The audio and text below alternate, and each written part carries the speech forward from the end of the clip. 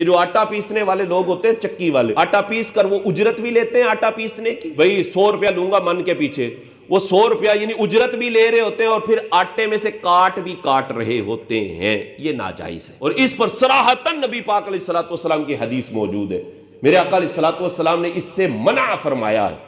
کہ ایک کفیز طحان والا مسئلہ کہلاتا ہے کہ بندے نے جس کام کے کرنے پر اجارہ کیا ہے، اجارے سے مراد یہ ہے کہ یہ میں کام کروں گا اور کرنے پر میں پیسے لوں گا، ہم اس کو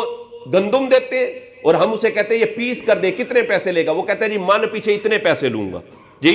اب اس نے اس گندم کے پیسنے پر اجارہ کیا ہے کہ میں پیسے لوں گا، پھر اس کام پر کہ جس پر اس نے اجارہ کیا ہوا ہے اس سے بھی وہ اپنی اجرت لیتا ہے، یعنی آٹا بھی وہ لیتا ہے، تو یہ آٹا لینا اس کا ناجائز ہے۔ حضور کی واضح طور پر اس میں حدیث موجود ہے، لیکن ہمارے لوگ یہ چکیاں جنہوں نے لگائی ہوتی ہیں یہ کاٹ رہے ہوتے ہیں،